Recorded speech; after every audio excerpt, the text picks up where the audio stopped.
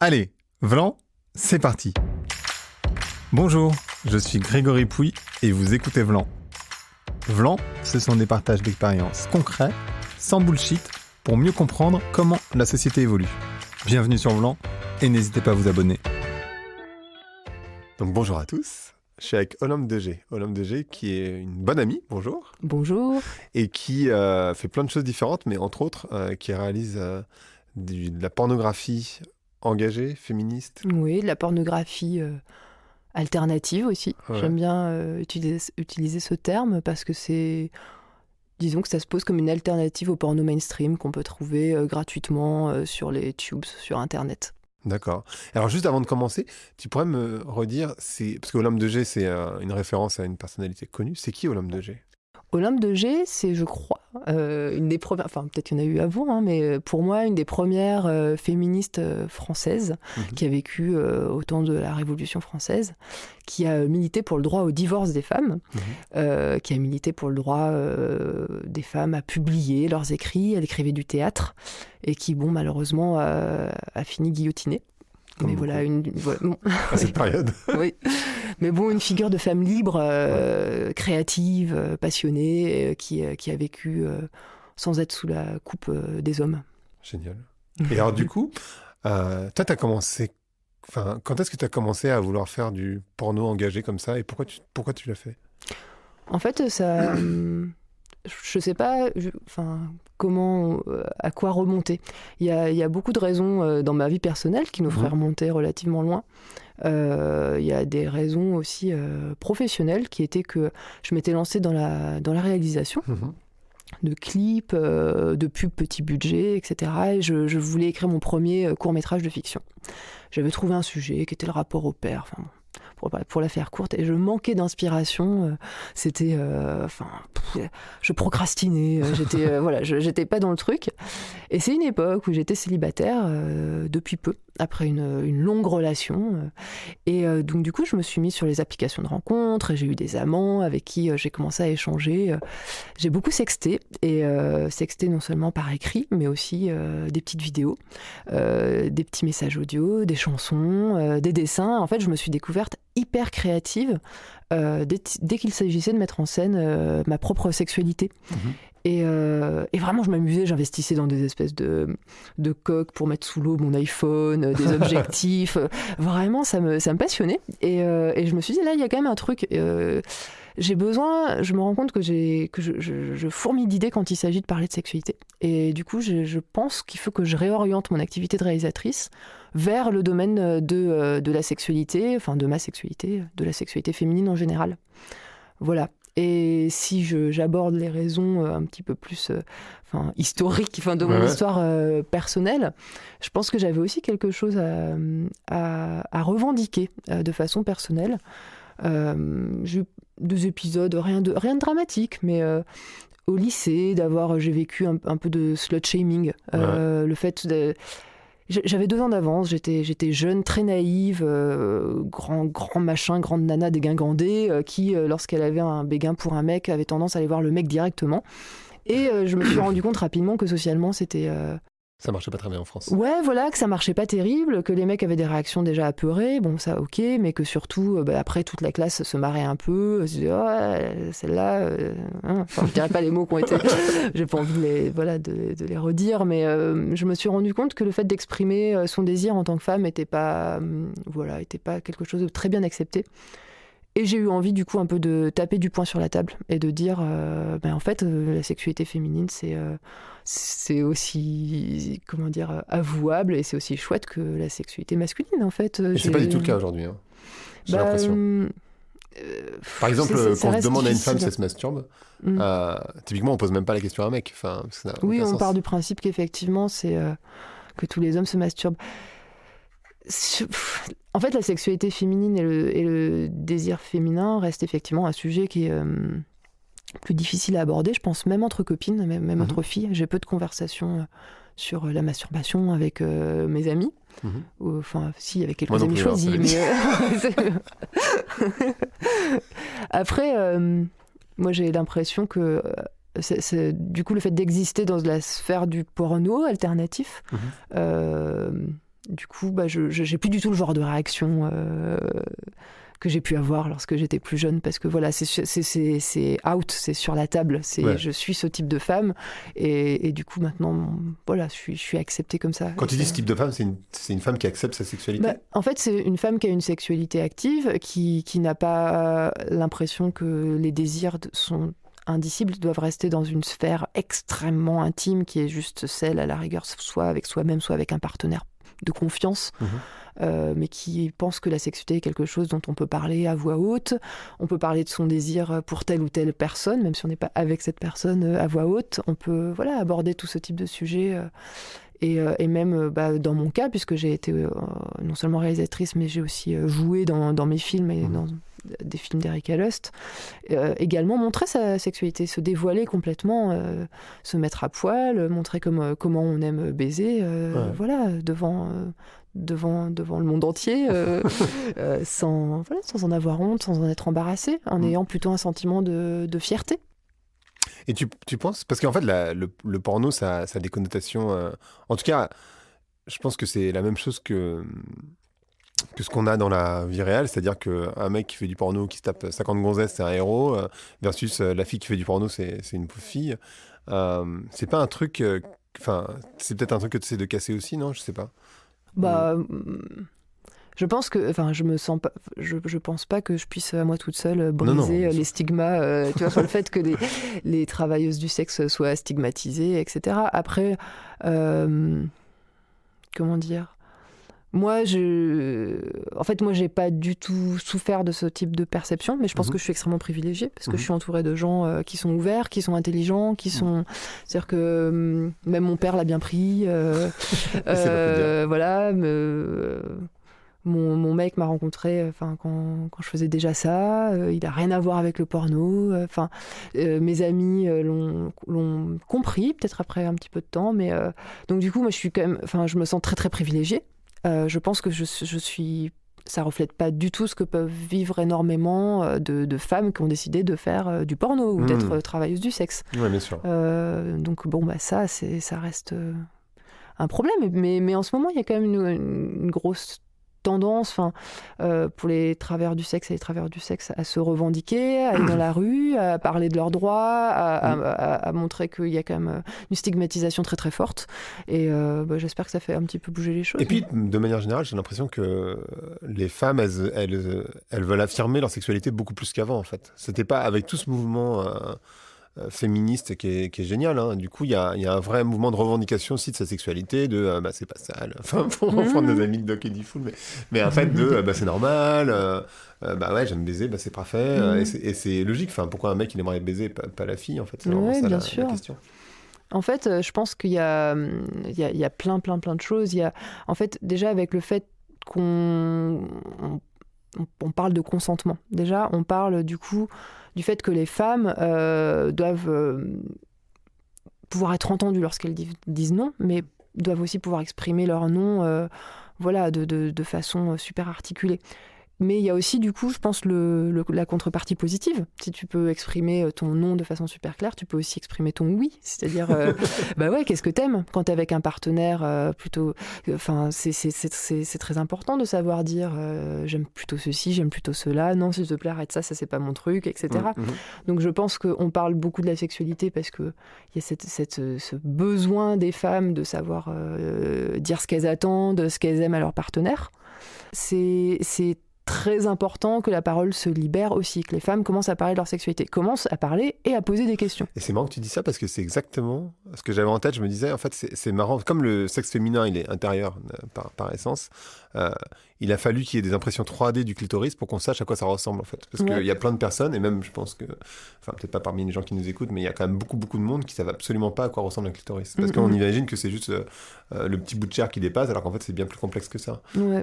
Ça, c'est ouf, parce qu'il y a une gynécologue, je crois qu'elle s'appelle Odile Buisson, j'espère que j'écorche pas son nom, qui, en fait, a donné un TED Talk qui est passionnant, sur en fait justement ces premières échographies 3D du clitoris, et ça date de 98. En fait, avant 98, on voyait pas les bulbes, les machins, toute la partie interne du clitoris. Et en 98, c'était aussi la date à laquelle les hommes accédaient au Viagra.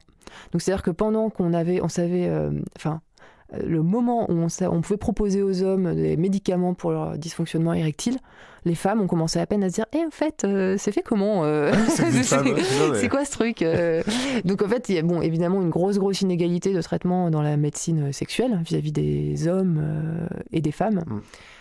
Et voilà, enfin ça c'est fou. Et il y a encore beaucoup de personnes qui savent pas à quoi ressemble un clitoris.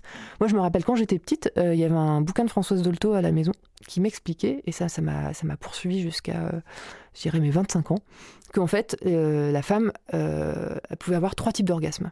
Alors il y avait l'orgasme clitoridien, celui de la petite fille qui peut se masturber dès même 7 ans, 8 ans, comme tous les enfants voilà, qui ressent du garçons. plaisir.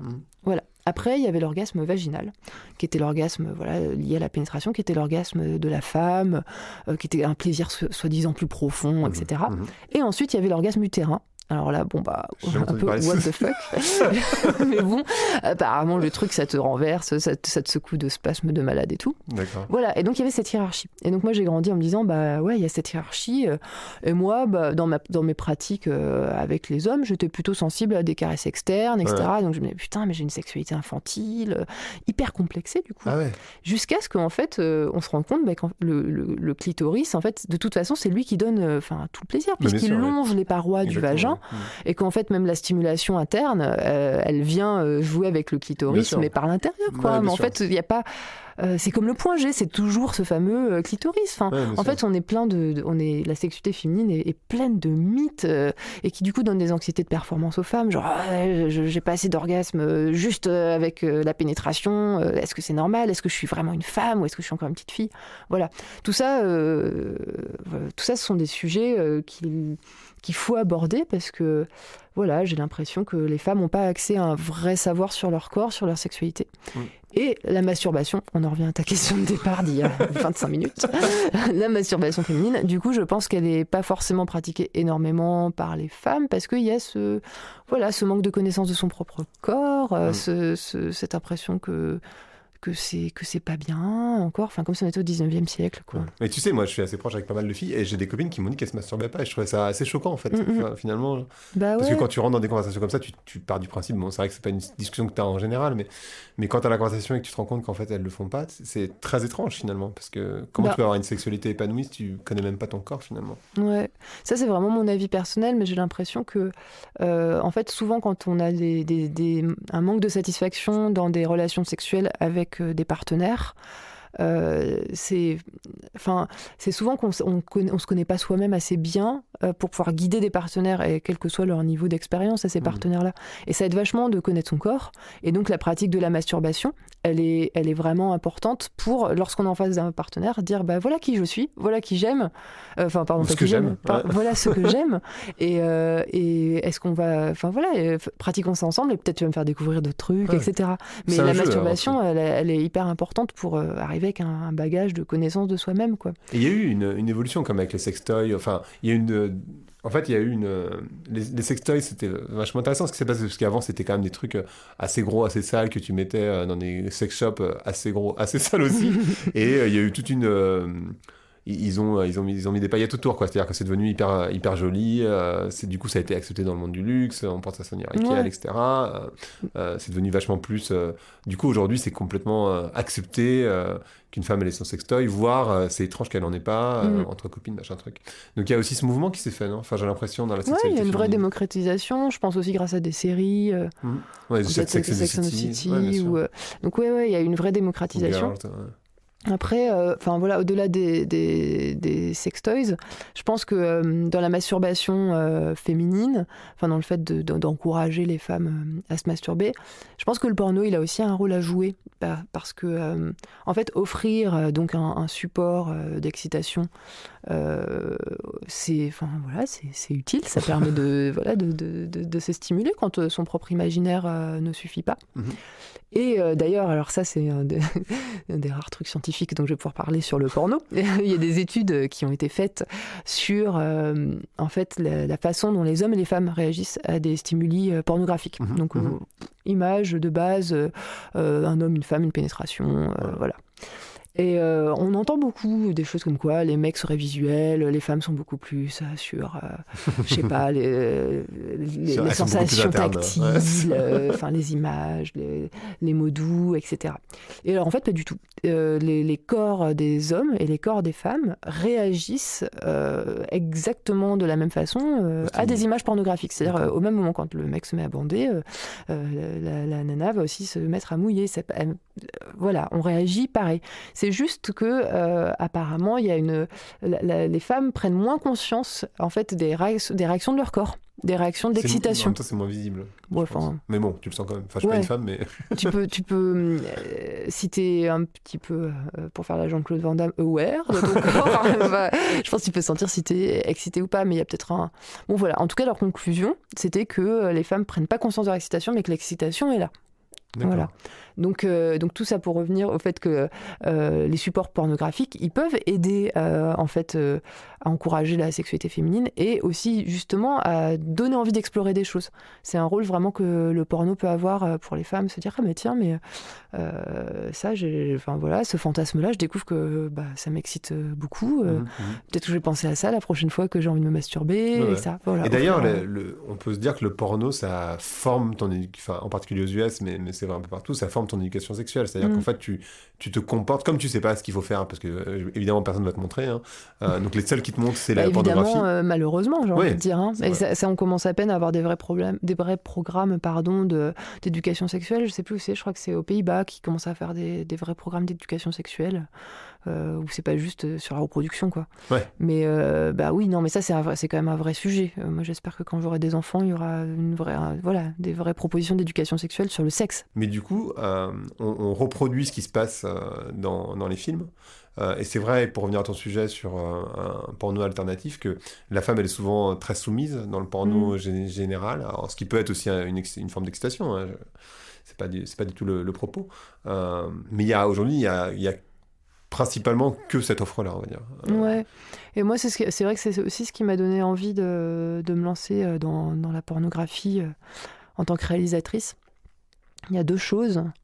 Il y en a une première qui est un peu une digression, mais le fait que dans les années 70, la pornographie, c'était un genre cinématographique à part entière, créatif, et que ça l'est plus du tout aujourd'hui, parce qu'il n'y a plus de production qui mettent de l'argent, donc c'est plutôt l'inverse. Voilà, donc du coup, le porno a beaucoup perdu en créativité, en tout cas le porno auquel 99% des gens ont accès, voilà. Et la deuxième raison, c'est que le porno auquel les gens accèdent en masse, c'est du porno qui est produit, réalisé par des hommes, pour des hommes, puisqu'ils ont eux-mêmes en tête.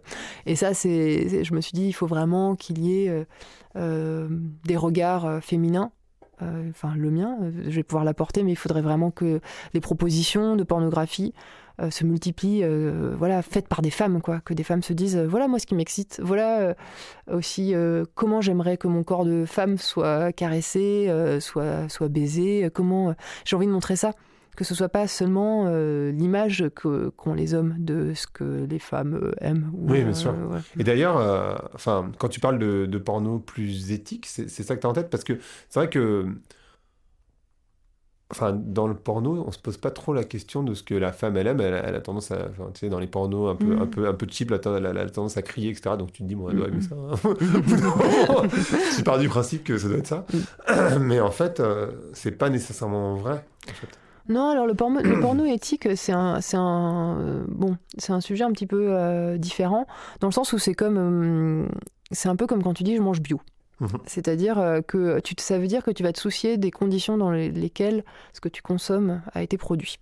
Donc le porno éthique, c'est surtout ça. D'accord. C'est se dire est-ce qu'il y a eu une gamine de 18 ans et un jour qui arrive d'Ukraine et qui va faire 4 tournages en 2 jours, est-ce que je tourne avec elle, est-ce que je vais exploiter des gens, est-ce que je vais les payer voilà, c'est avoir un regard sur les dérives du porno mainstream. Ovidie a fait un documentaire absolument édifiant à ce sujet, et se dire non, moi j'ai envie de proposer quelque chose d'éthique. C'est comme le truc fair trade, tu vois, sur ton chocolat, quoi.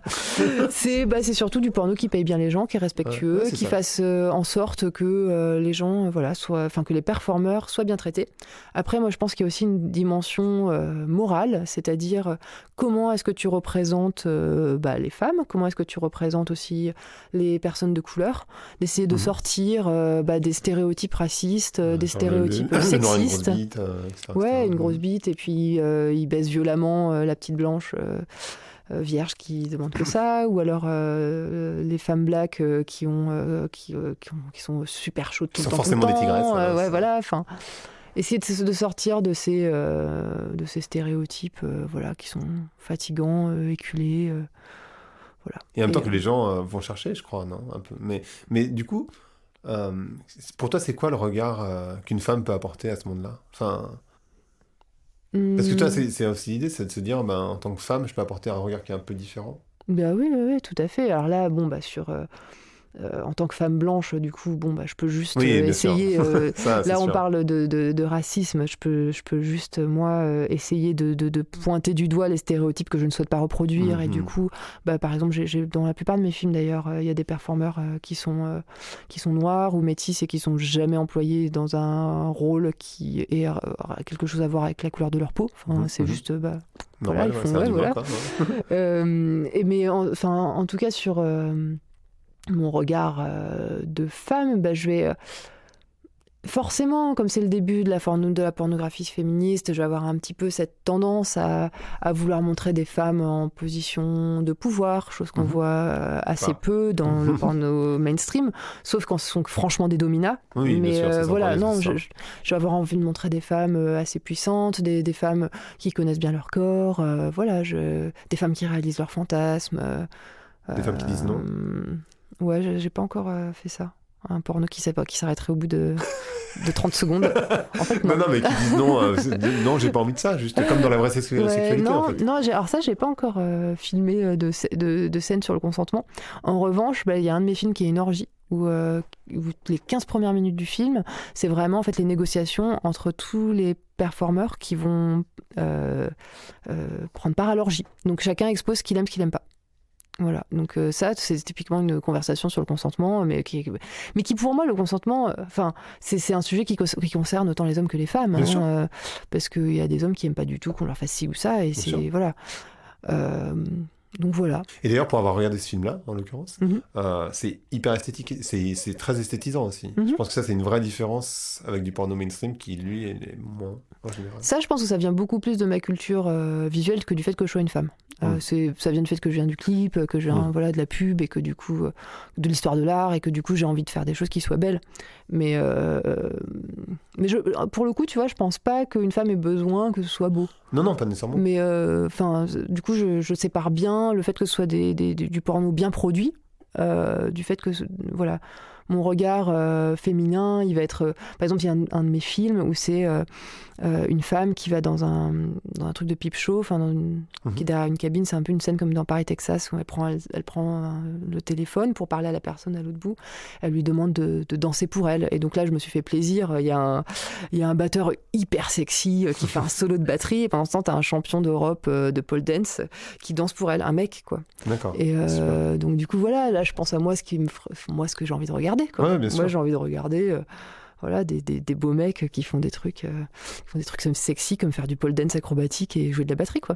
Et j'espère que ça fait plaisir soit à d'autres femmes, soit à des hommes qui aiment bien voir des beaux corps d'hommes. Ouais, bien sûr. Mais voilà. Et donc du coup, mon regard féminin, il est aussi beaucoup sur le fait de filmer le corps des hommes d'une façon différente, d'une façon érotique. Ça, c'est quelque chose qui a été beaucoup exploré dans l'érotica gay, mais pas tant que ça par des femmes. Et donc du coup, j'attache vraiment une importance à montrer la sensualité, je sais pas, d'une aisselle d'homme qui transpire, les tétons des hommes qui sont permis sur les réseaux sociaux, contrairement aux autres, et qui pourtant sont de purs instruments de plaisir, parce qu'ils servent à rien d'autre qu'à être titillés.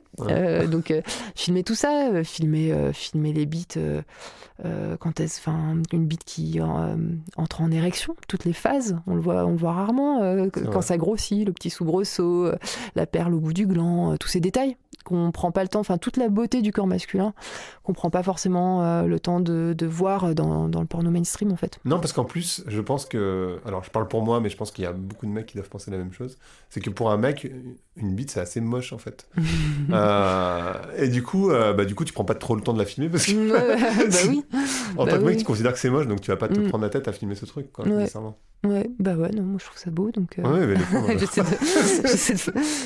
de communiquer mon enthousiasme. Et puis voilà, même chose pour le sexe féminin, au final. Parce que, alors ça, c'est un petit peu d'une... en fait, le sexe féminin, t'as du mal à l'appréhender, le tien propre, vu qu'il est... Enfin, à moins d'être contorsionniste, il est difficile à... Voilà, faut avoir un miroir et tout pour le regarder. Donc je trouve aussi que c'est important de montrer le sexe féminin, mais... Voilà, pas forcément en pleine action, de le montrer doucement, de l'explorer, de montrer aussi qu'on peut, qu'une femme peut être tendre avec son sexe, peut s'en occuper avec, avec amour, voilà. Et en même temps, il est vachement... Enfin, moi, je trouve ça fou, cette tendance de chirurgie esthétique sur le sexe féminin. Enfin, tu vois, je trouve ça complètement dingue, en fait. Du coup, les femmes, elles le regardent quand même suffisamment. Et il y a des hommes qui leur font des remarques, parce que sinon, j'imagine qu'elles ne s'en même pas pris la tête. Parce qu'en général, tu te le compares pas trop entre copines. Hein. Déjà que tu vas regarder le chat, tu vas parler avec tes potes. Donc, du coup, on a quand même cette tendance de je sais pas comment on appelle ça, de mise en beauté. Je sais même pas ce que ça veut dire, en fait. Et ça, je sais pas si c'est pas beaucoup... colporté par justement le porno mainstream qui va imposer des corps blancs, lisses, avec des nichons refaits, avec des petites chattes parfaites, avec pas une petite lèvre qui dépasse. Mais c'est vrai que c'est comme la discussion autour des règles, la discussion autour de ce à quoi ressemble vraiment un sexe féminin. C'est important. Il y a beaucoup d'artistes en fait qui prennent la parole autour de ces sujets en ce moment, que ce soit en illustration, que ce soit en photo, mais qui font des galeries de vulves, de sexe féminin, pour dire en fait regardez, un sexe féminin c'est pas forcément ce tout petit truc bien rentré, que vous voyez dans les films porno de base. Et là je parle même pas de la question poil pas poil. Hein. C'est il peut y avoir des lèvres qui sortent, et il peut y avoir elles peuvent être asymétriques, tout est possible. Et tout est joli en fait. Aimez votre corps.